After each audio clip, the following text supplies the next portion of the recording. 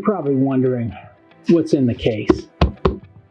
What could be in the case? Well, to find out, you're just going to have to watch the rest of the video. Cue the intro.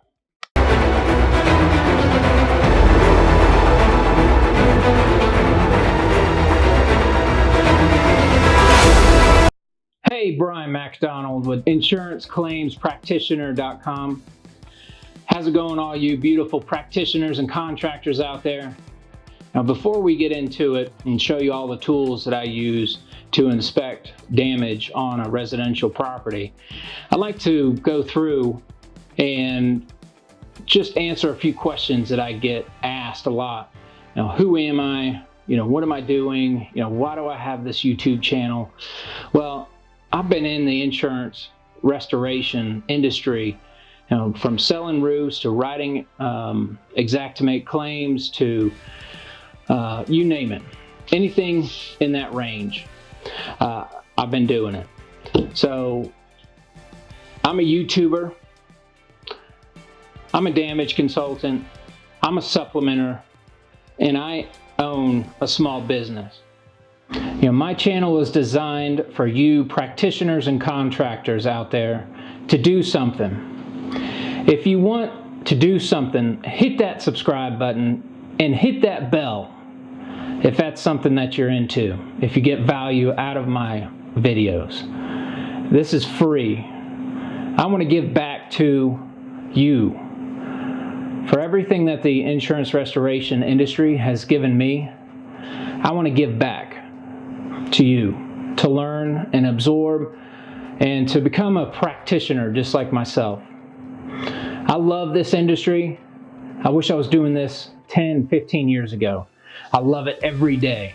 I enjoy doing what I do. So let's get this done. Hit that subscribe button and let's get into it. All right, so when I go to a client's project and start my process of a proper damage assessment, let me show you what I use. I use a collapsible ladder. You guys probably know exactly what this is. I used to carry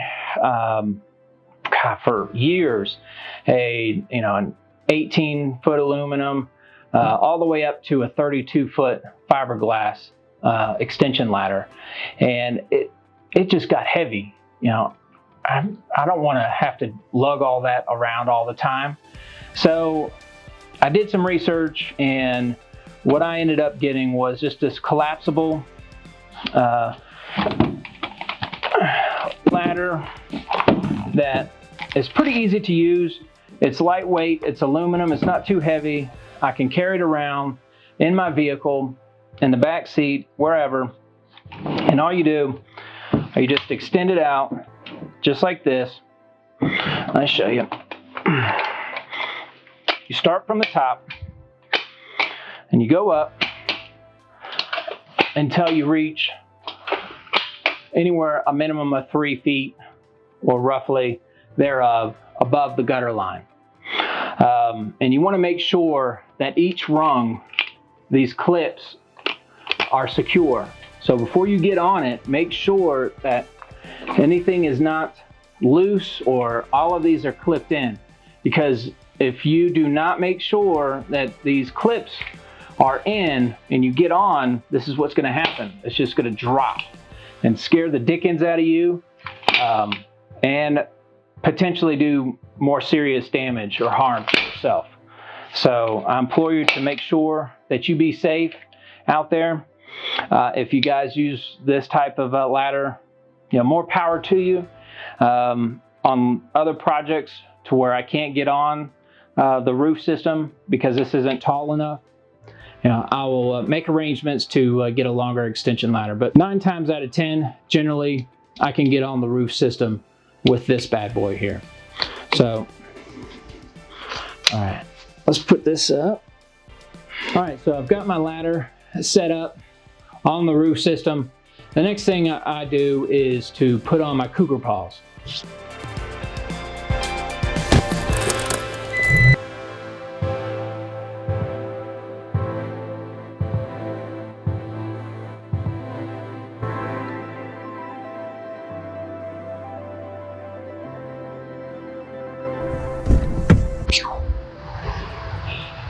Here at Superior Distributors, just a typical roofing distributor where we pick up our materials, roofing materials, asphalt shingles, and whatnot, where you can get your cougar paws, cougar pads, and the covers that I was telling you about, where you can walk on them anywhere. You can walk in a roofing supply house like this with your cougar paws without the pads getting worn out. So let's go talk to the good folks at Superior and see what they think about cougar paws.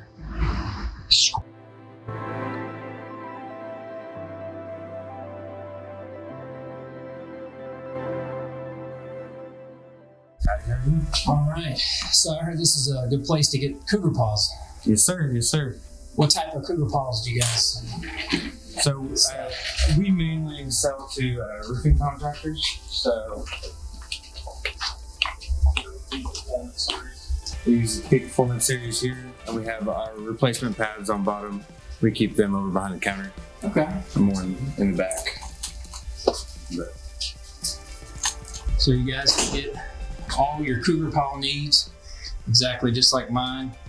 I've got the replacement pads on there, the Velcro, and you definitely want to get the covers so that you don't wear them out too fast, because they're just made to get on and climb on asphalt shingles. You don't want to walk around other than the roof without those covers. I highly recommend you get covers. Why? Because this foam pad is very absorbent. It absorbs liquid to the point to where, you know, I have multiple inspections and different clients I work with that, you know, some days I'm doing 1 inspection a day, some days I'm doing 2, maybe even 3 inspections, depending on the project size and whatnot, and how much damage I'm having to document. But in between those inspections, and you probably know this, and you'll probably end up, if you're new to the insurance restoration industry, you want to make sure that you have these covers on, because you might have to go use the restroom. Okay, you know, unless you're, you know, you've got a you know, an empty water bottle you can take a piss in. Sometimes people will go to lunch and use the restroom or go stop by the gas station. And the problem with that is that if you walk into a bathroom that's just nasty and people piss on it, and you know, we all know not everybody can aim into the toilet. So for those people that wash your hands too. So that pee is now absorbed into the pad, and when you get done in the day, what do? We just throw these into our truck, whatever vehicle. They just stay in there, and then after a couple of days, you know what? It starts to stink like shit. You don't want that. Another good reason to purchase these covers is that it helps when you're walking around other than just asphalt shingles. Prevents the pads from wearing out faster. Generally, I can run through, depending on how many claims I inspect, how many high-pitched asphalt roofs I climb on, will determine how fast these pads wear all the way down to the Velcro. Because once you do, and that white starts to show of the Velcro, you need to start, you know, thinking about replacing your pads. And these pads, they cost, you know, anywhere from roughly about $20, $30, depending on your area of the market. Now, I generally keep an extra pair with me of pads, just in case I'm out in an area of the country that I'm not close by a roofing supply house. I'm able to just rip it off like this.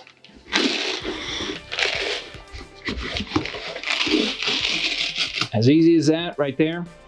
Get my new pads, stick them back on, just like that. You want to make sure that your new pads are inside the frame of the boot or the sole underneath. that hard plastic. If they're not, you need to just pull it back off and resize it. If it doesn't fit, then you might want to check to make sure you have the right model of the pads, because not every pad will fit your boot style or model. So the next thing I will put on before I get up on the roof is I'll get my tape measure, a pitch gauge. Doesn't matter, what style. You just want to make sure that it has a needle on it and it's accurate. So you can take a picture of it and confirm the pitch of the roof in conjunction with the paperwork of your Eagle View, just to confirm that Eagle View's pitch is the same as what's actually on each slope of the roof. Next, I like to use a shingle gauge. Now you can use this for laminate shingles, for 3-tab organic and 3-tab fiberglass shingles. This will tell you the age of the roof. You just slide it on the shingle, and when it stops, you'll be able to tell what year shingle it is. The next thing I use is a pouch. Now this pouch is just a regular, I got this at REI. It's a chalk pouch.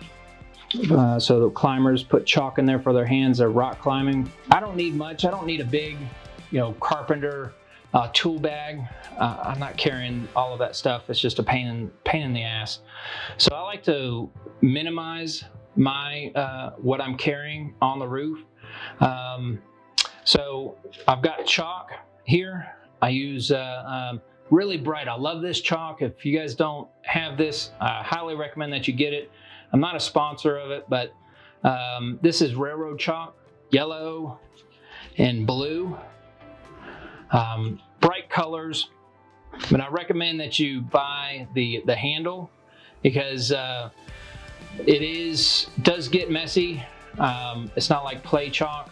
I don't like the play chalk because it just breaks down faster, especially if it gets wet. To document damage, when I measure out, walls, the wall length, wall height, the ceiling height in each room, is this Bosch laser rangefinder. So you'll see that it shoots off a laser out to, over 50 feet, I believe. I could be wrong on that, but I've never gone over 70 feet myself. But it shows you, as you can see, it shows you the distance away from, you can measure window widths and heights. You can measure door widths and heights with this. This comes in handy when you're having to measure out an entire interior, and multiple floors and multiple rooms and bathrooms and whatnot. This can save you so much time from having to measure out each thing with a tape measure. It takes so much more time to have to use a tape measure. So I highly recommend that you get yourself one of these laser rangefinders. They're not that expensive. You can get them on Amazon as well. Now here is a Hitachi nail gun. What I use to go to re-inspections or to show an insurance company client's been denied because the initial adjuster told them that their shingles passed a brittle test, but they only lifted up the shingle maybe 2 inches to 3 inches. And we all know that's not enough lifting of a shingle to be able to repair it, because you got to be able to get a nail perpendicular to the pitch of the roof, and by doing that you have to lift the shingle just about 90 degrees. And this is a good prop that I use to put on the roof when I lift up the shingle and take a picture of it. And sometimes I'll video record myself doing this and take pictures of me mimicking doing a repair on that test, and then I take documentation of the damaged shingle, the repairable shingle that they're saying that's repairable, and it will show the damage of the shingle by trying to repair it. And more than likely it will not pass a brittle test. You can send that documentation to the carrier, and more than likely they will approve and agree with you that it is not repairable, so they'll end up replacing the entire roof in most cases. All right, so the next thing here we got, it's what all you guys been waiting on. What's in the case? Now, this is my drone. It's a Phantom 4 drone.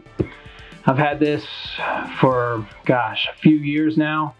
Once I started to get an overview of the property and of the roof that I'm inspecting, it shows so much more information to be able to document and give a eagle eye view of what we're looking at, instead of just being on the roof and being able to take pictures of this corner, pictures of the center and this corner. So you want to be able to see the overview of the property. So let's get into it. All right. Now, what you'll see is I use this hard case because it protects the drone and all of the components and the controller. And I use an iPad.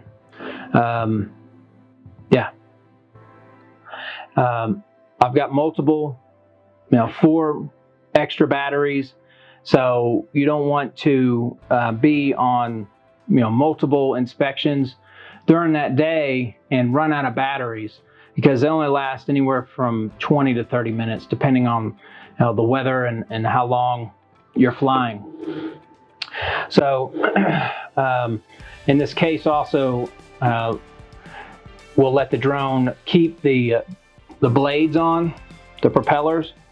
So it makes it faster to get the drone set up to fly. Each time you don't have to break it down, put it back in the box, take all of the propellers off and whatnot. I'm able to keep extra propellers. It's got room for that underneath here at the charger, over here, cord, some other things, and the controller. So this is what I like to use to just level up my game of inspecting properties for my clients, because I'm able to document the claim with a higher precision of photography and video recording of the entire roof. And if the roof is ever really steep, like over 12 pitch, something like that, I can just break out my drone, and if I don't feel safe to climb on it, excuse me, I can break out my drone and fly it and get to all of the areas I need to inspect the property and document it that way, instead of having to get on the roof unnecessarily. So I feel safer. I don't have to worry about falling on any high-pitched roofs, or depending on the age of the roof, if the roof is really old and the shingles are sliding off because you're walking on it, or the granules come off and you just start sliding down. I've done that once. I'll never do it again. So that's why I feel much better just to break out my drone and to inspect all of the damages with my drone. All right.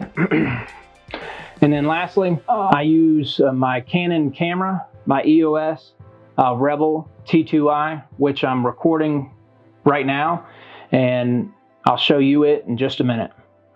When I do a damage assessment on a property, I use my Canon EOS Rebel T2i. Now this Canon T2i is still, it's not manufactured anymore, but you can get this. This has been awesome for me.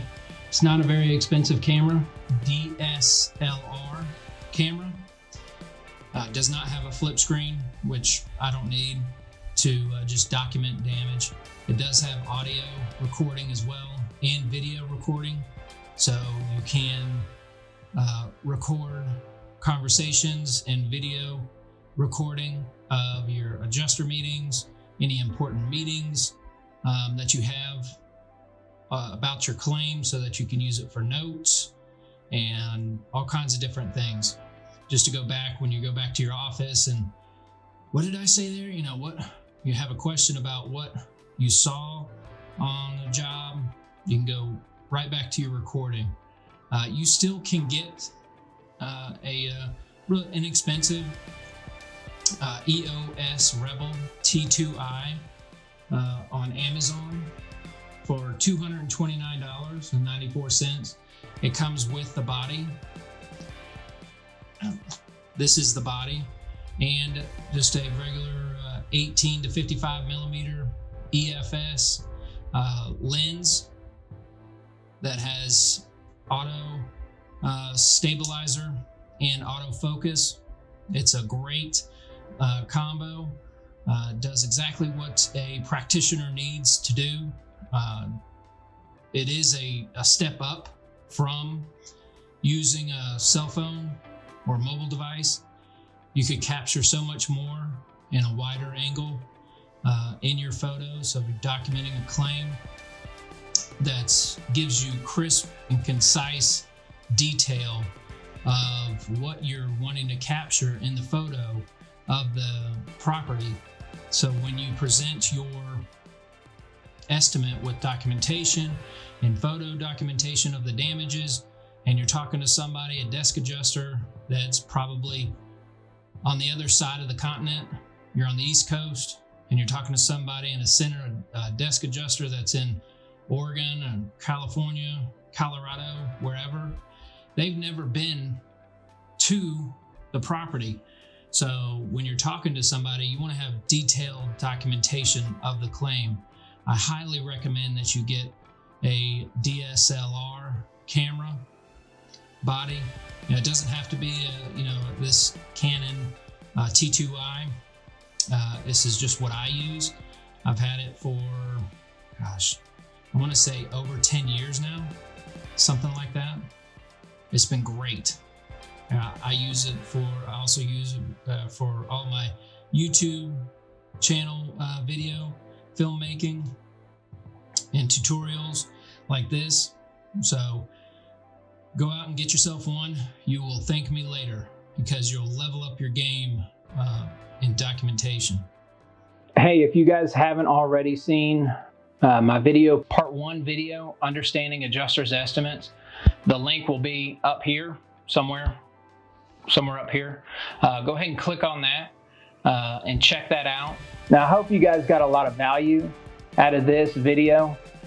If you have any questions, comment down below of what I want to know what you guys use on your inspections. And if you have any questions how I use the tools that I just showed you guys, what I use on my damage inspections, I'd love to hear from you.